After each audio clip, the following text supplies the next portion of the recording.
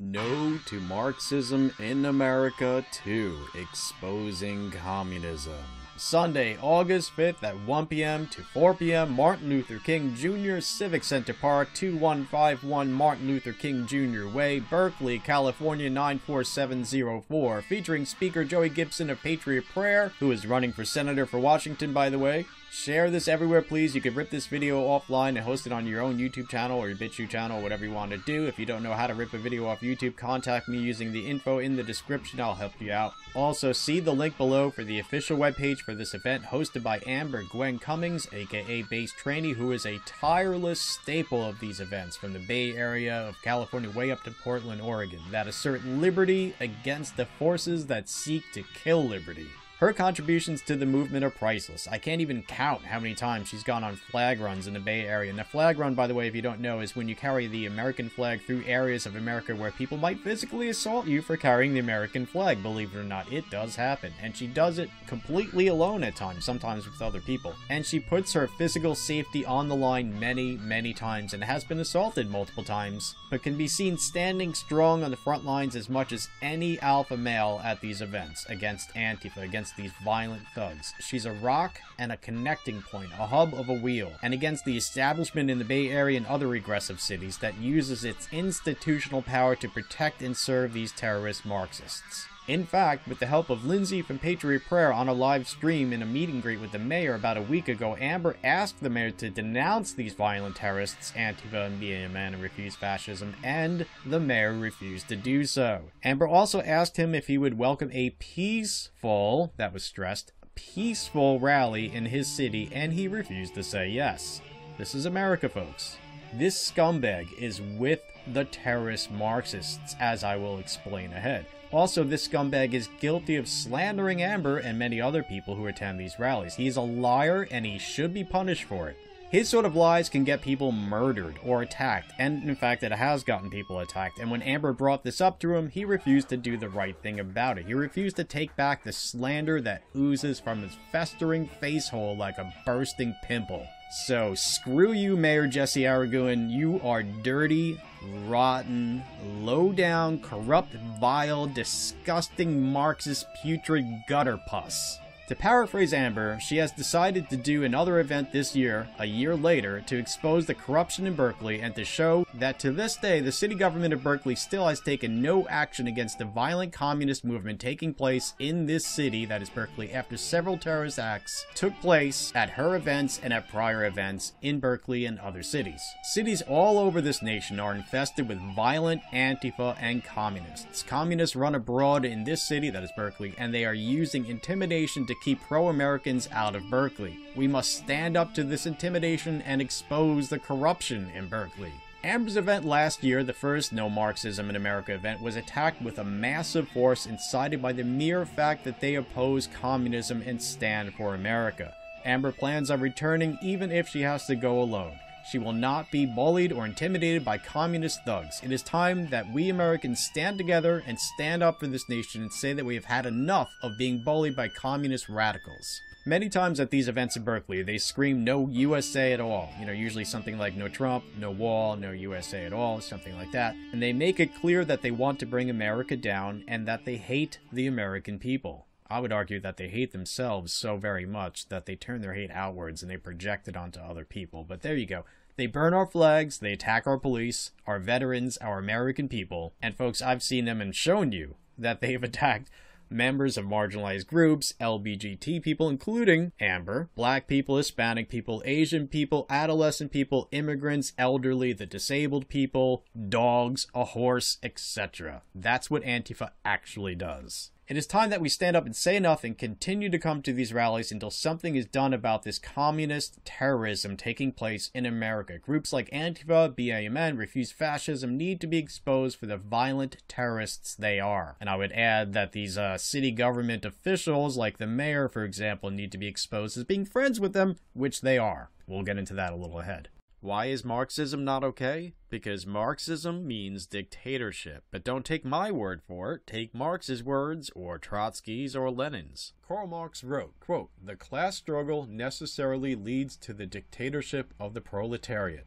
This dictatorship itself constitutes no more than a transition to the abolition of all classes and to a classless society, unquote. In The Dictatorship of the Proletariat in Marx and Engels, 1987, Hal Draper writes, quote, "The phrase dictatorship of the proletariat first appeared in a series of articles by Marx, later titled The Class Struggle in France, 1848 to 1850, published in what was then Marx's own London magazine. The first article, written in January 1850, came off the press in early March. The expression or its equivalent appeared not once but 3 times in each of the 3 installments or chapters that comprised the original series. To quote Leon Trotsky, quote, repression or the attainment of economic ends is a necessary weapon of the socialist dictatorship, unquote. Trotsky again, quote, the road to socialism lies through a period of the highest possible intensification of the principle of the state. Just as a lamp before going out shoots up in a brilliant flame, so the state, before disappearing, assumes the form of the dictatorship of the proletariat. That is, the most ruthless form of state which embraces the life of the citizens authoritatively in every direction, unquote. Vladimir Lenin, quote, whoever expects that socialism will be achieved without a social revolution and the dictatorship of the proletariat is not a socialist. Dictatorship is state power based directly on violence. And in the 20th century, as in the age of civilization generally, violence means neither a fist nor a club, but troops. To put quote-unquote disarmament in the program is tantamount to making the general declaration, we are opposed to the use of arms. There is as little Marxism in this as there would be if we were to say we are opposed to violence, unquote. So in other words, they're not opposed to violence. You have to embrace violence if you're a socialist, and you have to embrace the dictatorship of the proletariat. And by the way, the dictatorship of the proletariat, that's like saying the People's Republic of China, or the People's Republic of this or that, the other thing. It's obviously not going to be of the proletariat, it's going to be of a new class. Basically, in 1984, the inner party. Quoting Lenin again, quote, dictatorship rule is based directly upon force and unrestricted by any laws. The revolutionary dictatorship of the proletariat is rule 1 and maintained by the use of violence by the proletariat against the bourgeoisie. Rule, that is, unrestricted by any laws, unquote. But I'd like to end off with a great quote by the social philosopher, and I'm going to say comedian, Bertrand Russell. I think he's very often hilarious. Quote, friends of Russia here think of the dictatorship of the proletariat as merely a new form of representative government, in which only working men and women have votes, and the constituencies are partly occupational, not geographical. They think that proletariat means proletariat, but dictatorship doesn't quite mean dictatorship. This is the opposite of the truth. Unquote. Folks, dictatorships suck, whether they are left, right, or whatever, okay? Continuing to paraphrase Amber, are we going to allow violent punks that hate America drive us out of our own nation and cities? Amber proudly proclaims, quote, I am sure not going to allow this, and I refuse to be bullied by communist thugs. They continue to tell us to go home at these rallies and say that we do not belong there. We are Americans, we do indeed belong there. They do not. They have the intent to use violence to enforce communism and do so. So it is clear they do not belong there or anywhere. They are traitors and treasonous trash, and we need to expose them, unquote. To paraphrase Amber further, she says that Berkeley is a communist-ran city, and they think they own the city. Wrong. Folks, if you don't know, it has been proven by my lovely wife Tabitha and I, and you can see the links below for the proof of this, that the mayor, city council members, senior advisor to the mayor, and others in Berkeley and other cities are close friends with the leaders of BAMN, Antifa, etc. After some bad press roughly a year ago, seemingly sparked at first by Tabitha, who made posts about this in early April, shared widely by myself and Kyle Chapman, aka Base Stickman, and by videos that I made later in April, seen by tens of thousands of people, then picked up by Sargon of Akkad, Cassandra Fairbanks, We Are Change, Gavin McInnes, and then the mainstream media like Breitbart and Fox News, the mayor of Berkeley made half-hearted attempts to appear as if he wasn't friends with Antifa and BAMN, that he was against their violence, although his actions clearly say otherwise, even removing Yvette Flark and others from his Facebook friends list. But if you know who these people are, and you know their friends, and you know who goes to these rallies and who stands with the leaders, and you look at his friends list and the friends list of other fellow city council members and etc. in Berkeley and other cities, you could see they are still friends with the Marxist terrorists, and not just with the most infamous ones, but lots of them.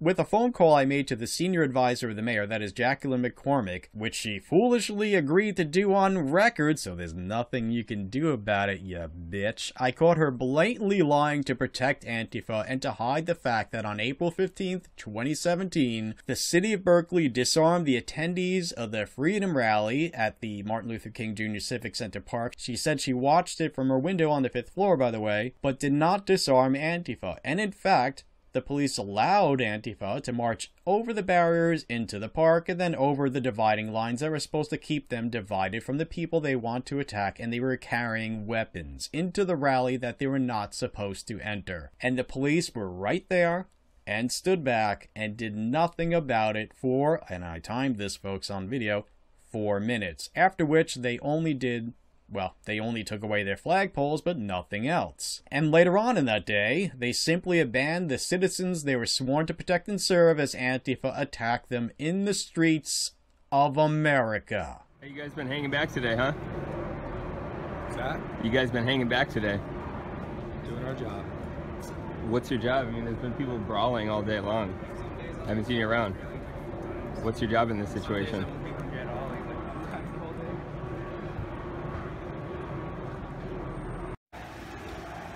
Hey, how come you guys are hanging back? That would be a good question for the chief of police. I mean, I haven't seen the cops around people and just like beating the shit out of each other. A public statement, right? No, I'm just asking you guys. I mean, you're here. I would defer you to our public information officer. So they told you to hang back? As I said, I defer you to our public information officer. What's your next question? I mean, I'm just wondering why I've been watching all day. People get beat up pretty bad. I haven't seen you guys around much. Okay. And as the police have done in Berkeley many times before, as has been proven exhaustively by many people, and for which the city government of Berkeley is under federal investigation, by the way. As Amber says, quote, "This is America and the Constitution applies everywhere. Communists trying to overthrow our nation will not be tolerated. They can use all the intimidation and violence they wish, but the American people will never submit to these tyrants. We, as Americans, will not make me or you stand down to them. How dare a group of communists tell Americans they cannot come or do not belong in any American city or anywhere in America? Who the hell gave them the power to decide who goes or who comes anywhere in America? Let us together expose these terrorists and stand up for the American people, and we will not stand down to bullying by politicians in Berkeley or anyone trying to stop us from exercising our rights as free Americans to expose communists and anarchists, no matter how much violence they bring in their communist tyrannical overthrow."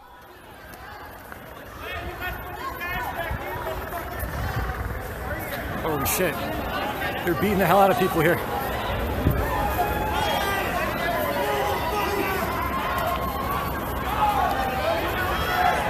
This guy just got beat.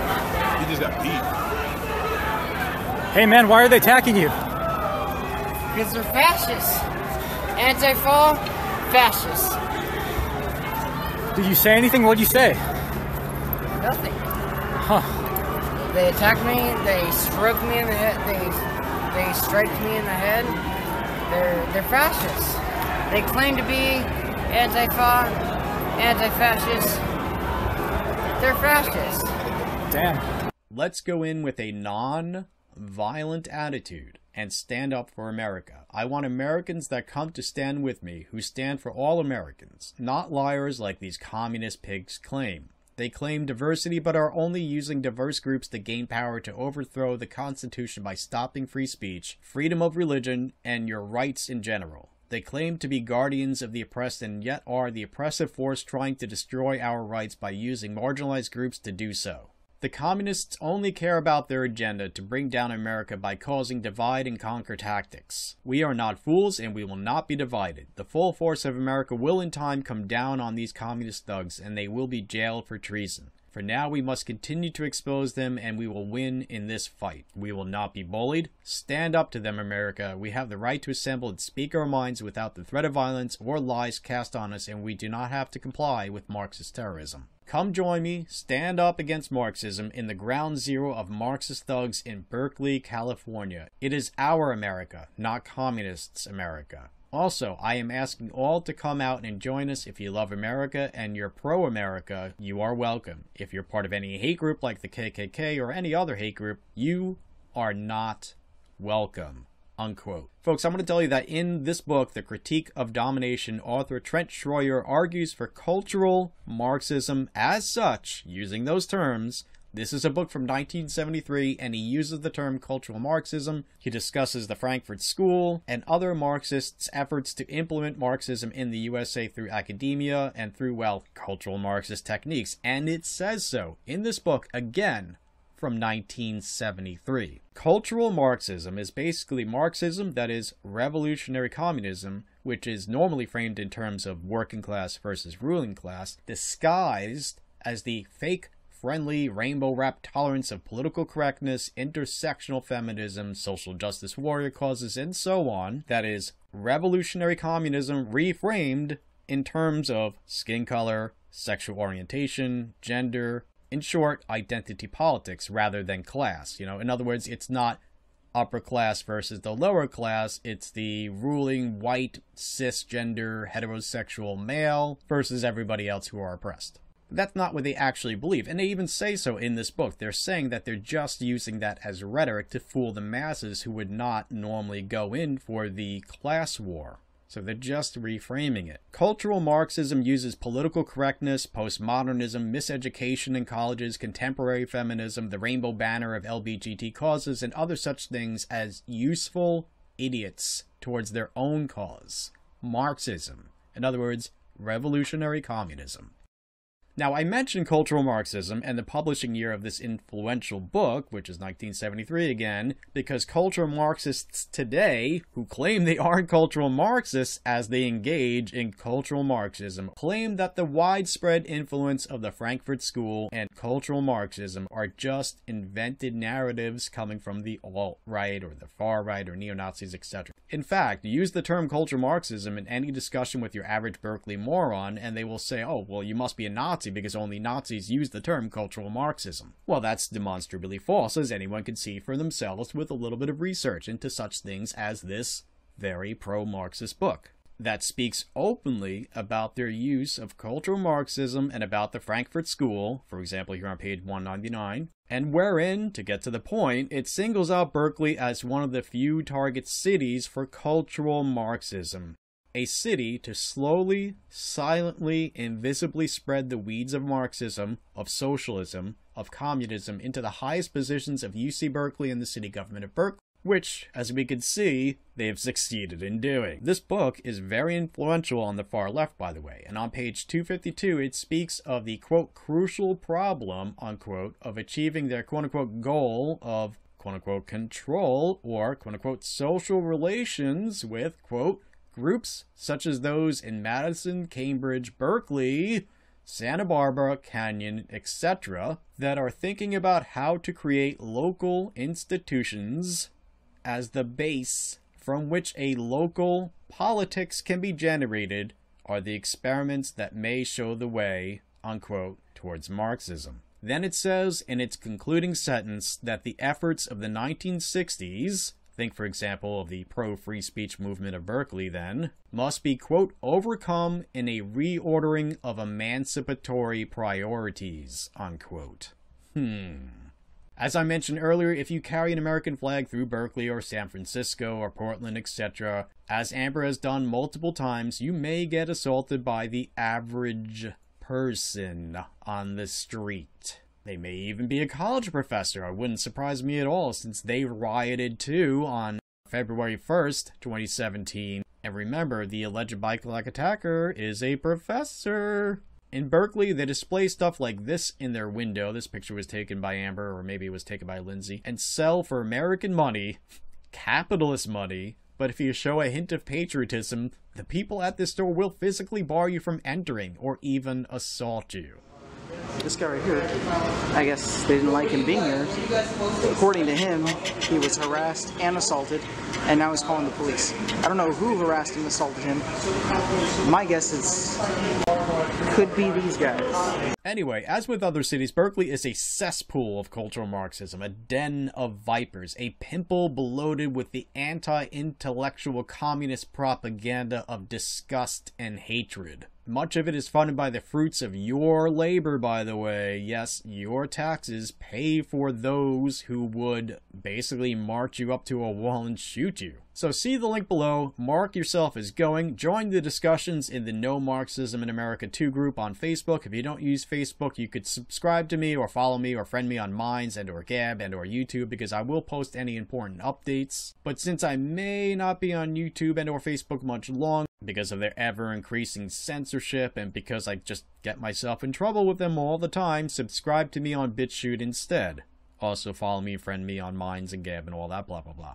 So folks, stand up against these Antifa queefs, these communist pigs up in their offices of government and out in the streets. These soulless, bloodless, inhuman, Zuckerborg-like, politically correct rainbow fascists. These cringing, cowardly, conformist communists. Be there. Sunday, August 5th, 1 p.m. to 4 p.m., 2151 Martin Luther King Jr. Way, Berkeley, California, 94704. No Marxism in America 2. Share this everywhere. You can rip this video and host it on your own channel or whatever you want to do. If you don't know how to rip the video, contact me using the info below. I'll help you out. No to Marxism in America 2, exposing communism.